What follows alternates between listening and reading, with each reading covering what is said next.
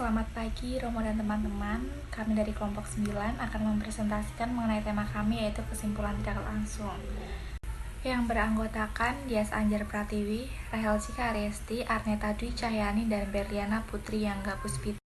Yang pertama adalah induksi tidak lengkap. Induksi tidak lengkap adalah kejadian-kejadian yang tidak semua diamati, namun sudah diambil suatu kesimpulan umum, dan juga merupakan penelaranan yang sering dipakai dalam berbagai bidang.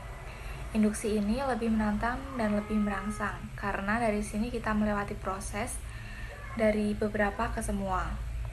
Maka dapat disimpulkan induksi tidak langsung ini bersifat tidak dari mungkin betul apabila premis-premisnya benar.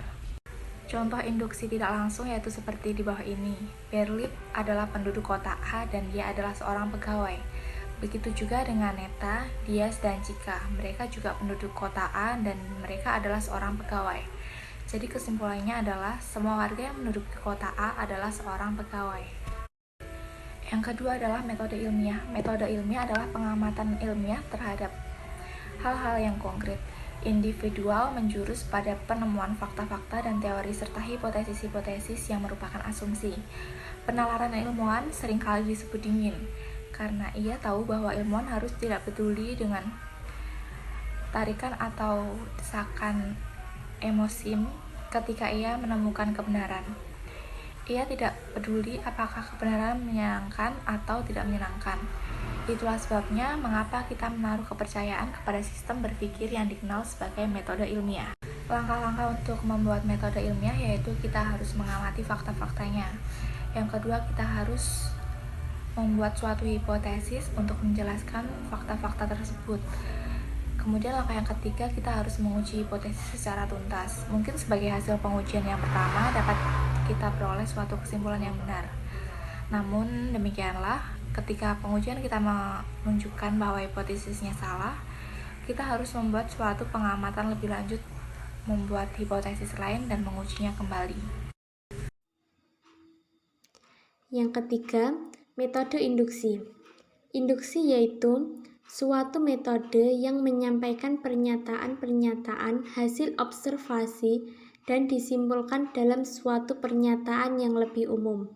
Penalaran ini dimulai dari kenyataan-kenyataan yang bersifat khusus dan terbatas, diakhiri dengan pernyataan yang bersifat umum.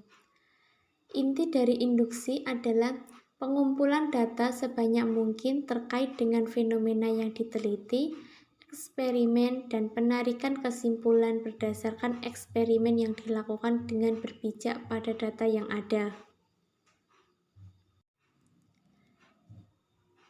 Contoh dari metode induksi. Yang pertama, besi dipanaskan memuai, seng dipanaskan memuai, emas dipanaskan memuai, timah dipanaskan memuai, platina dipanaskan memuai. Jadi kesimpulan yang dapat ditarik, semua logam jika dipanaskan memuai. Contoh yang kedua,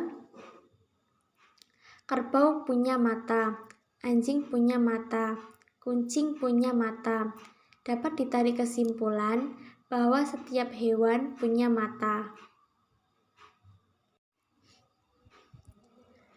5 jenis metode induksi.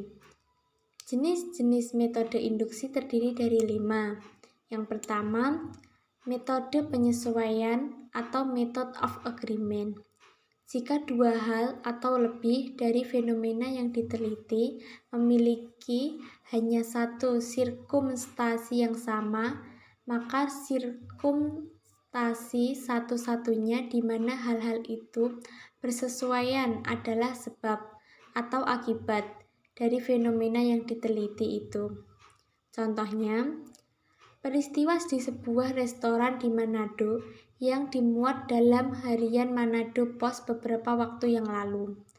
Dikatakan bahwa dalam sebuah pesta pernikahan yang diselenggarakan di sebuah restoran di kota Manado, ada puluhan orang yang keracunan makanan dan segera dirawat di rumah sakit. Namun tidak semua yang hadir dalam pesta itu mengalami keracunan. Untuk mengetahui makanan apa yang menyebabkan keracunan itu, diteliti semua makanan yang dimakan oleh orang-orang yang hadir di pesta tersebut. Diketahui bahwa ada makanan yang memang disediakan oleh restoran, dan ada pula makanan yang dibawa oleh orang-orang yang hadir di pesta itu. Hasil penelitiannya sebagai berikut.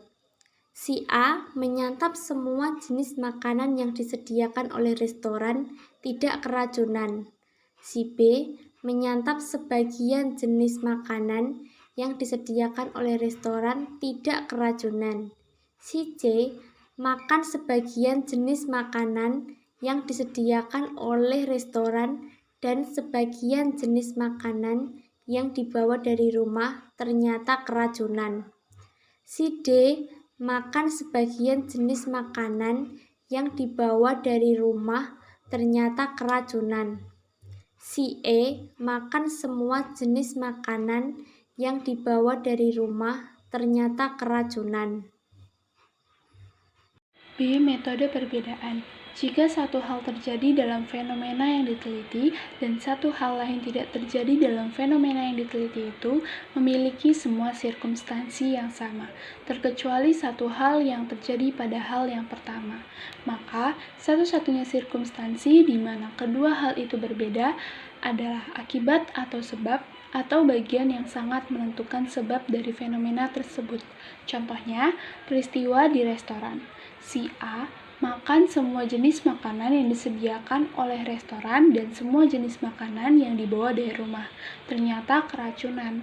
Si B menyantap semua jenis makanan yang disediakan restoran, tidak keracunan. Si C menyantap sebagian jenis makanan yang disediakan oleh restoran, tidak keracunan. Tanda garis menunjukkan sirkumstansi yang berbeda, yang menjadi penyebab atau bagian yang sangat menentukan sebab dari fenomena yang diselidiki tersebut. C. Metode gabungan persesuaian dan perbedaan.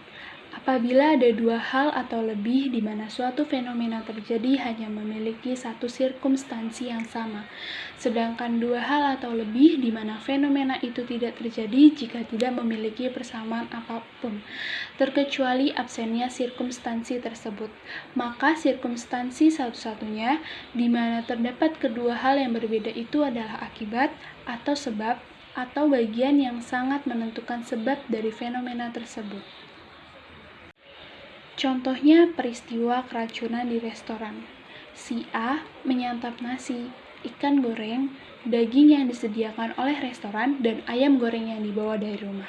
Ternyata keracunan. Si B menyantap ayam panggang, udang goreng mentega, ikan asam manis yang disediakan oleh restoran, dan ayam goreng yang dibawa dari rumah. Ternyata keracunan. Si C menyantap nasi, ikan goreng, daging yang disediakan oleh restoran, dan tidak menyantap ayam goreng yang dibawa dari rumah. Ternyata tidak keracunan. Jadi, makanan ayam goreng yang dibawa dari rumah mengakibatkan keracunan. Metode yang keempat ada metode residu atau method of residues.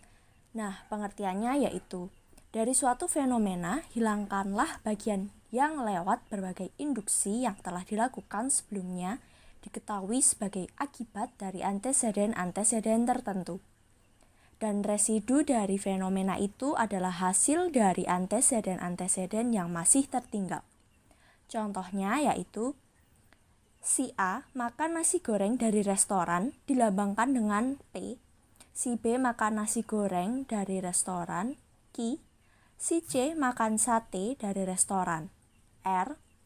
Ternyata ketiga-tiganya tidak keracunan, dilambangkan dengan X.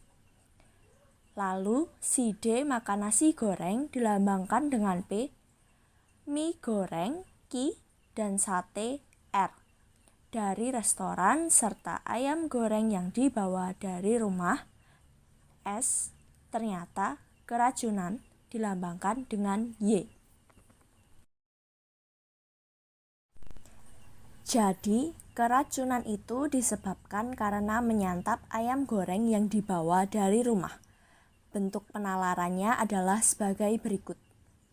PQR dilambangkan dengan X yang berarti bahwa PX QX, dan RX.